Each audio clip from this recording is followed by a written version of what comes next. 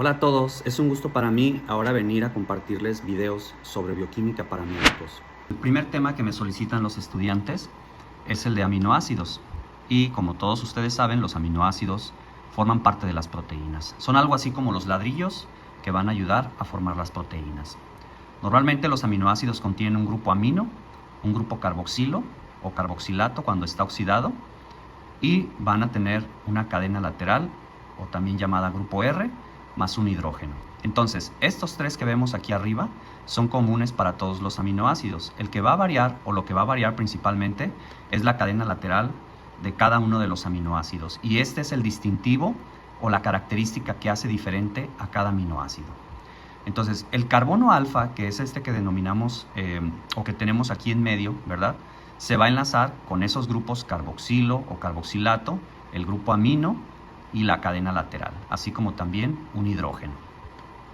Todos los aminoácidos, excepto la glicina, contienen esta estructura. La glicina, en lugar de tener un grupo R diferente, va a tener también un hidrógeno. Entonces, a este carbono alfa normalmente le denominamos carbono asimétrico. ¿Por qué? Porque va a estar unido a grupos diferentes. Ya dijimos que entonces la única excepción a esta regla es la glicina, ¿verdad? Que en lugar de tener una cadena lateral R, tiene también un hidrógeno como tal, ¿ok? Ahora, los aminoácidos van a tener esas características principales de acuerdo a las cadenas laterales que tengan, ¿ok?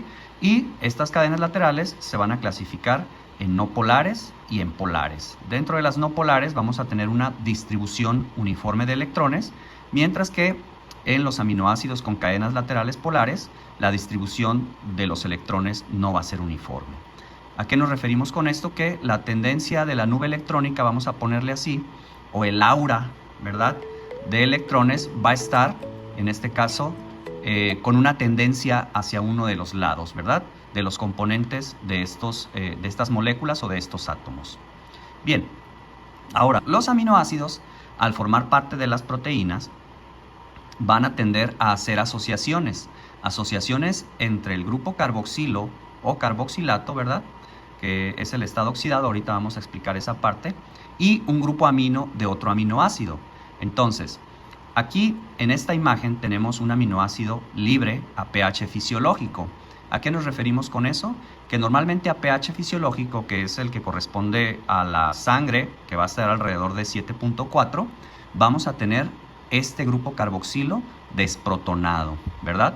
¿Por qué? Porque aumentó el pH y normalmente los ácidos van a donar o van a ser donadores de protones y o electrones, que es lo que vamos a ver un poco más adelante. Entonces, el carboxilo justamente es el que le da esa característica de ácido a los aminoácidos. Y el grupo amino, pues también forma parte del nombre de los aminoácidos. Entonces es aminoácido, ¿ok? Normalmente las bases ya sabemos que son aceptoras de protones, mientras que los ácidos son donadores de protones. Entonces, cuando aumenta el pH, normalmente estos ácidos se van a desprotonar, es decir, van a donar o a ceder a otra molécula ese protón de hidrógeno o esos electrones, ¿verdad? Bueno, en el entendido de que el hidrógeno tiene un protón y un electrón. Vamos a ver más adelante en temas un poquitito más finos, como la cadena de transporte de electrones, que el hidrógeno se va a disociar en su electrón y en su protón. Por eso decimos electrones y o protones, ¿verdad? Entonces, en esta imagen está desprotonado en este grupo carboxilo, ¿verdad?, que se convierte en su carboxilato. Entonces, un ácido que pierde un protón va a dar lugar a su sal o base conjugada, y a esa base conjugada le vamos a agregar la terminación ato y le vamos a quitar la palabra ácido. Aquí, en este caso, pues solo estamos hablando de un aminoácido, ¿verdad?, de un ácido carboxílico que se desprotonó, y entonces a esta porción solo le vamos a llamar carboxilato, ¿verdad? Y al desprotonarse, pues se queda con una carga negativa.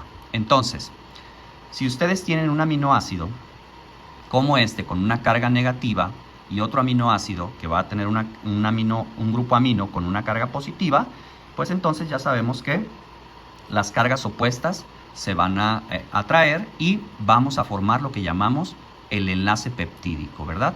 Este famoso enlace peptídico va a dejar al final una cadena que va a tener un grupo amino del lado izquierdo, o amino terminal, también conocido como N-terminal, y un grupo carboxilo a la derecha, libre, ¿verdad? O carboxilato, que en este caso va a ser el componente C-terminal o carboxilo terminal del lado derecho.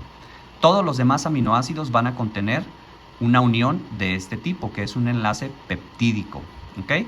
Este enlace peptídico se caracteriza porque en el carboxilato que tenemos aquí, este va a donar un oxígeno durante la reacción del enlace peptídico, dona un oxígeno, mientras que el grupo amino del otro aminoácido que se va a unir, que es en este caso el que tenemos acá de este lado de la derecha, va a donar 2 hidrógenos. Entonces, 2 hidrógenos más un oxígeno dan agua.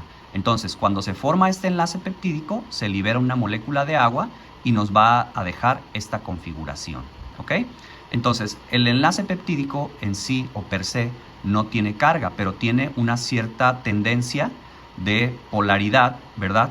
De acuerdo a su distribución de nubes electrónicas, y eso va a hacer que genere o que pueda hacer enlaces de hidrógeno con otras partes de los aminoácidos para formar las estructuras secundarias de una proteína, ¿ok? Pero eso lo veremos en ese tema. Este enlace es relativamente fuerte, ¿verdad? Porque tiene un carácter de doble enlace, como se le conoce en la resonancia, y es rígido y plano, ¿verdad? Al ser rígido y plano, entonces en este caso, esta parte que vemos aquí y esta parte no van a hacer juego, es decir, no se va a mover, no va a rotar, ¿verdad? Y a eso se le conoce como rígido y planar. Entonces, en este caso, puede formar uniones entre aminoácidos y al mismo tiempo, es decir, en el enlace peptídico, pero al mismo tiempo también generar interacciones con otros aminoácidos dentro de la proteína con esa polaridad que dijimos que tienen, ¿ok? Entonces, en la siguiente diapositiva vamos a ver aquellos aminoácidos con cadenas laterales no polares, es decir, no ganan ni pierden electrones. Recuerden que cuando nosotros estamos tratando de atraer protones y o electrones, quiere decir que tenemos una carga opuesta. Entonces, estos aminoácidos pues no están cargados, ¿verdad? Sus cadenas laterales, que son todas esas brillosas que vemos aquí, no tienen una carga, por lo tanto no ganan ni pierden protones y por lo tanto tampoco forman enlaces iónicos. Recordemos que son enlaces electrostáticos relativamente débiles y esos no se forman con estos aminoácidos, ¿ok? Entonces a estos aminoácidos los consideramos como hidrófobos o aceitosos, justamente porque no interaccionan con el agua, porque no tienen una carga para interaccionar con el agua. Entonces aquí tenemos una serie de aminoácidos que van a tener esas cadenas laterales de tipo no polar. Una característica que vemos en esta imagen y como vamos a ver en las siguientes imágenes es de que estos aminoácidos están completamente protonados en la ilustración, solo para que lo tomen en cuenta. Y aquí está el grupo carboxilo que les mencionaba hace un momento. Está completamente protonado y no ha perdido su protón, ¿ok? Entonces, aquí tenemos también dos numeritos y unas letras, ¿ok? Entonces, el pK1 habíamos comentado que era la constante de disociación, que va a ser igual a 2.3, ¿ok? La sola K, ya sabemos que es la constante de disociación y a veces la vamos a ver como Ka, pero aquí tenemos una K1. Quiere decir que hay un segundo grupo que se puede desprotonar. Entonces, por eso los aminoácidos tienen un pK, en este caso 1, y un pK 2. Y cada uno tiene numeritos diferentes. Entonces, aquí tenemos que la glicina tiene un pK1 de 2.3 y tiene un pK2 de 9.6. Este numerito se refiere al pH en el cual se da esa constante de disociación o de separación. ¿De separación o disociación de quién? Del protón de hidrógeno, ¿ok? De los electrones y o protones. Entonces, en este caso, este va a ser el pH en el cual el grupo carboxilo va a donar este protón de hidrógeno, ¿ok? Y 9.6, que es más alcalino obviamente, va a corresponder al punto de desprotonación de este grupo amino, de este aminoácido que es glicina. Y cada uno de ellos tiene un pK1 y un pK2, nada más que aquí solo está mencionada la glicina, ¿ok?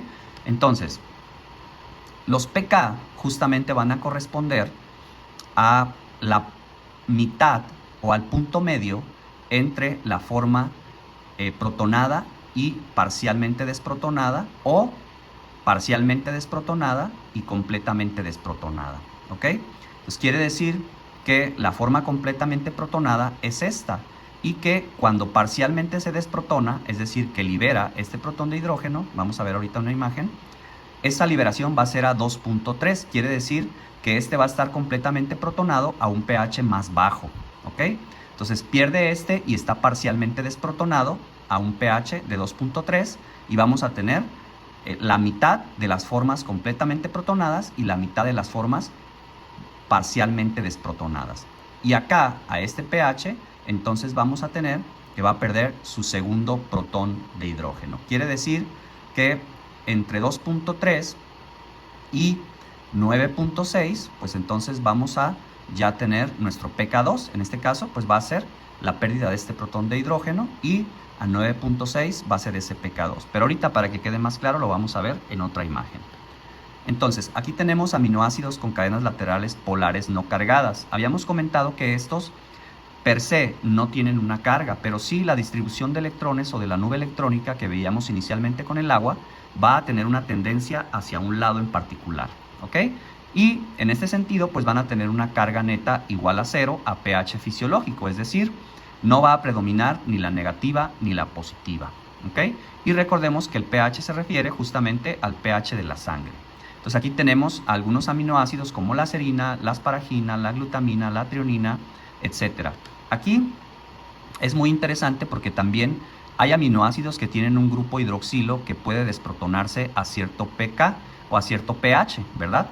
Entonces aquí no solo tenemos 2 grupos a valorar, sino en la tirosina tenemos 3 grupos. ¿Por qué?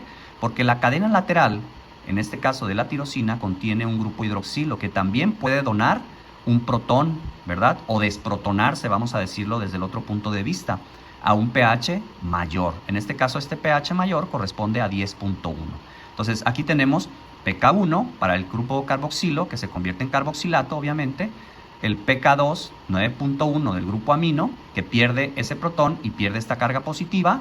Y finalmente el pKa, o la constante de disociación, para el grupo hidroxilo de la cadena lateral de la tirosina, que va a ser 10.1. ¿Ok? Entonces, normalmente estos aminoácidos que tienen cadenas laterales con hidroxilo pueden generar enlaces de hidrógeno con otras cadenas o con otros aminoácidos dentro de la proteína, ¿verdad? Y muchas veces estos grupos amino junto con los enlaces peptídicos son los que le van a dar estos grupos hidroxilo junto con los enlaces peptídicos son los que le pueden dar una estabilidad a ciertas partes de la proteína. Vamos a ver después, o como ya lo comentamos en clase, que otros enlaces de tipo electroestáticos o interacciones hidrófobas van a estabilizar también la estructura terciaria de la proteína. Entonces, acá tenemos un aminoácido especial que es la cisteína, que también va a donar un protón de hidrógeno a través de sus grupos sulfidrilo a un pK específico, ¿ok? Entonces acá tenemos los aminoácidos con cadenas laterales que van a ser ácidas, que son, ya sabemos, donadores de protones, y estos, además del grupo carboxilo y el grupo amino, que son específicos para todos los aminoácidos, van a tener también una cadena lateral con un grupo carboxilo que se va a desprotonar a un pH específico. Entonces, aquí tenemos que ese pKa va a ser a 3.9, esa constante de disociación o de separación, ¿ok? Los aminoácidos con cadenas laterales básicas son aquellas cadenas laterales que son aceptoras de protones, ¿verdad? Normalmente aceptan protones también. Y entonces, cuando aceptan protones, quiere decir que están desprotonadas. Entonces, recuerden que hay siempre una combinación de un ácido y su base conjugada. Entonces, un ácido está protonado y cuando pierde ese protón se convierte en su sal o base conjugada. Entonces, cuando esa base tiene esa carga después de perder el protón, pues quiere decir que otra vez va a volver a aceptar un protón, ¿verdad? Entonces, a las bases se les conoce como efectivamente aceptoras de protones, ¿ok?